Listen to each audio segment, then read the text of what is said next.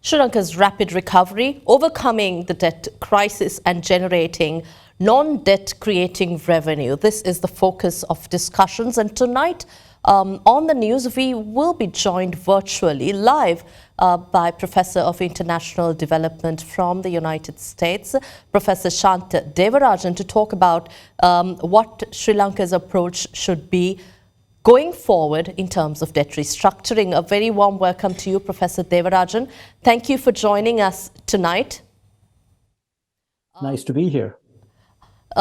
In terms of Sri Lanka's debt restructuring process, we saw previously too that the Sri Lankan delegations, while attending the IMF World Bank spring meetings, have been talking to several multilateral and bilateral partners, and there are reassurances of overcoming the crisis, support for Sri Lanka to navigate this crisis in a more effective and stronger manner.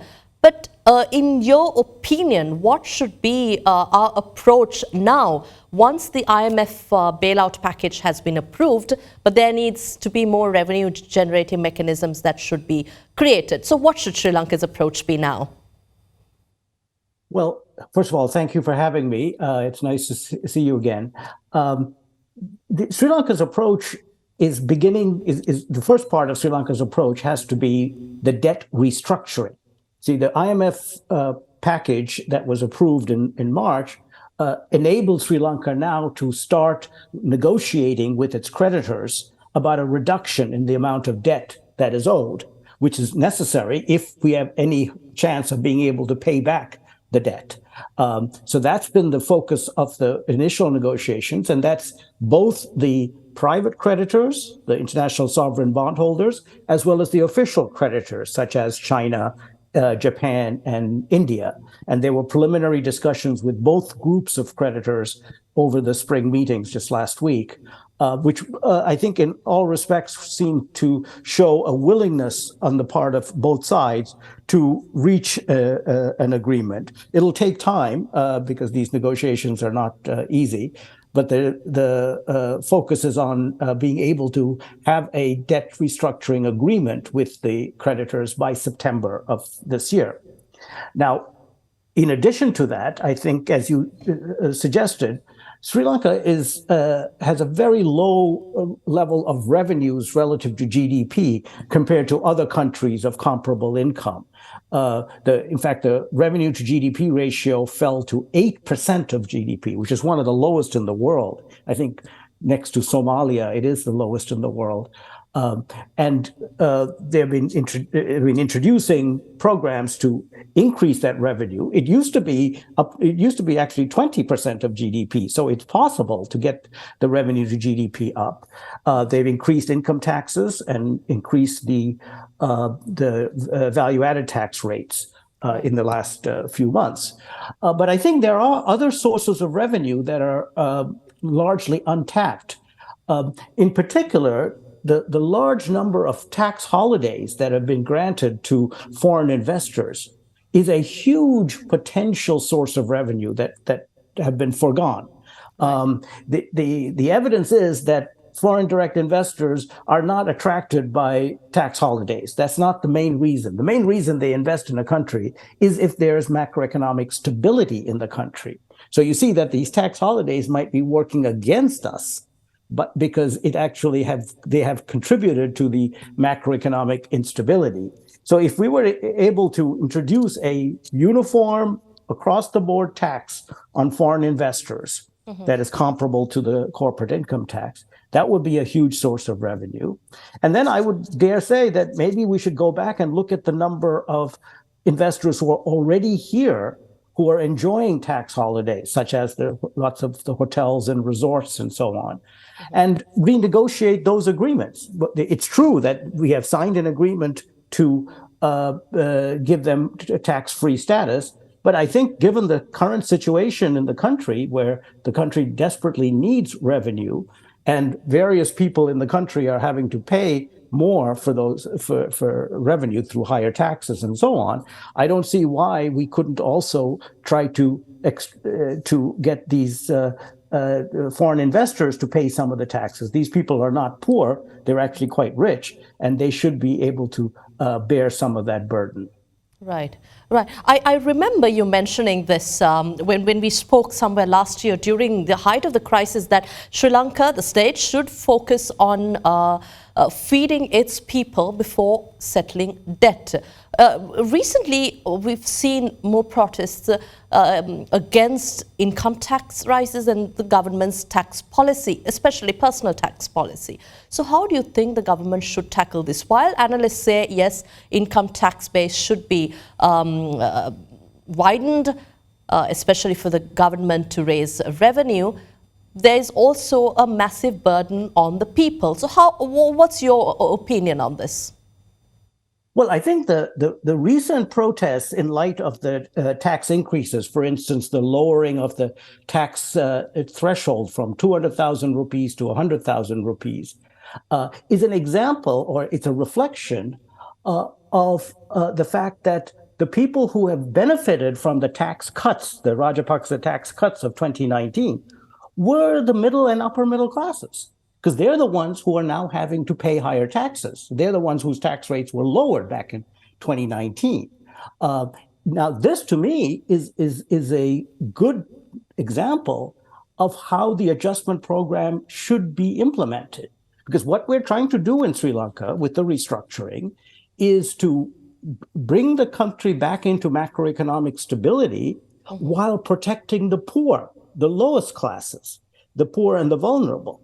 Well, if you're going to bring about macroeconomic stability while protecting the poor, it's the non-poor, it's the rich who have to pay. They're the ones who have to tighten their belts as part of the adjustment program. And that's what's happening, is that the people who have to tighten their belts, the people who have to pay higher taxes now, are the ones who are protesting. But to me, that's a good sign. That's a sign that this program is working, because they're the ones we want to pay. I mean, by the way, just before this interview, I looked up the numbers. I mean, the previous income tax threshold, the level above which you have to start paying income taxes, was 200,000 rupees a month.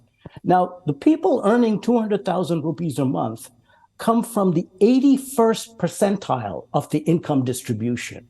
That means they're richer than 81% of Sri Lankans. Now, this is way too high a threshold. You want more than the richest 20% to pay taxes. How would you analyze the more than bearable inflation and the people's how they could manage the growing and increasing prices of commodities in the country? Absolutely, I think that's the tragedy of it, is that this austerity is having to be taking place during a period of high inflation, and that's really very, very damaging. But think about it. Inflation is the biggest tax on the poor, because when there's inflation, everybody pays the tax, including the poor. Now, the poor are the people whose incomes are not indexed to inflation, so they have almost no chance of protecting themselves from inflation. The only people who can are the rich, are the better off, and that's why this program has to be geared towards the non-poor. And believe me, that if you're able to increase revenues, as the government has shown that it can in the last few months, that will bring down the level of inflation, which will benefit the poor and benefit the middle classes as well. So there is this trade-off here, where we're asking people who can afford it to pay taxes in such a way that the rest of the country can actually live under less inflation. Would you recommend a specific approach for the government in the interim while we await inflation to ease, and while the poor, the most vulnerable, affected by this crisis, get some benefit, a welfare mechanism more targeted to the most vulnerable? Absolutely. So that's the point. And you know, the other side, we talked about the tax increases, but the other side of this are the subsidy cuts, the cuts in electricity subsidies and fuel subsidies and so on, all of which, by the way, were being enjoyed by the rich, right? Something like 40% of the electricity subsidies goes to the richest 20% of the population. So when you cut that, those people are going to face a big cut. But the important thing is the important thing is that you can use that money that you save by cutting subsidies or raising taxes and use it to give cash transfers to the poor. Now, we do have a cash transfer mechanism, which is Samurdhi, which unfortunately is not very well targeted. And that's why some of my colleagues at the Verite Research Foundation have proposed that there's a more effective targeting mechanism, which is to use people's electricity bills. If you consume less than 600 kilowatts per month of electricity, then there's a very good chance that you're poor. And if you consume more than 600 kilowatts, you're not poor. So you use the electricity bill as an indicator of whether you're eligible for these cash transfers or not. And it turns out that's a more efficient way of targeting the poor than the current Samurdhi formula. You spoke about investor confidence earlier on, Professor Devarajan, and also how we should protect existing investors as well as new investors to the country. At the same time, our headline story, you may have seen it, we spoke about the anti-terrorism bill. There's a lot of concern across international non-governmental agencies as well as other activists, while government maintains that this is necessary for the security of the country. How would you look at this, the new law that is to be brought, especially with the Amnesty International calling the Joe Biden administration to pressure the Sri Lankan government to scrap the bill totally, and the protests ongoing? Will this have an impact on investments to Sri Lanka? Well, I'm not a political scientist. I can't comment on the politics behind the anti-terrorism law. What I will say is that investors are concerned not just about the political instability in the country, but the economic instability. And that's what I've been helping the government try to reduce, is the economic instability. And I think the more we can do to show prudent macroeconomic management, that is lower fiscal deficits and greater tax to GDP ratios, the more confident investors will have that the Sri Lankan economy is on a path to recovery. And I know in some discussions we were having with the creditors this last week, they're all actually very, very interested in coming back to Sri Lanka, the bondholders in particular. They just want some assurance that if they do invest in Sri Lanka, that the economy will continue to improve, that there won't be this kind of disastrous economic policies of the Rajapaksa administration that were truly reckless and that ruined Sri Lanka's reputation in the international capital markets. Right. So, Professor, I just have 1 minute and I have one last question.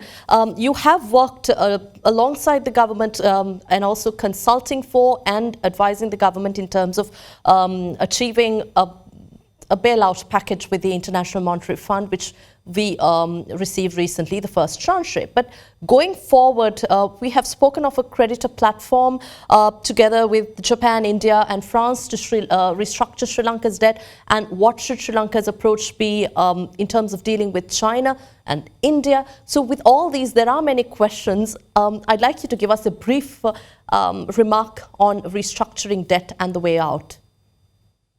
Well, that's what we started with, which is that now that the IMF program has been approved, we are embarking on a debt restructuring that is based on the debt sustainability analysis that the IMF produced in collaboration with the Sri Lankan government last year. So that debt sustainability analysis tells us what is the level of debt that, if we reach it, Sri Lanka will be able to pay it back. And then we take that to each of the creditors. So we take it to China, to Japan, to India, as well as the private bondholders and say, okay, so this is the aggregate level of debt that Sri Lanka can repay. Now let's reduce your debt Sri Lanka's debt to you by an amount that is commensurate with that aggregate level of debt. So that's the conversations that are going on right now, is how much of a haircut, as they say, these countries will take of their debt in order that Sri Lanka will then be in a position to pay back what is left of the debt. Right. Thank you very much, Professor Devarajan, for your time here, joining us virtually to discuss Sri Lanka's way forward and revenue-generating mechanisms.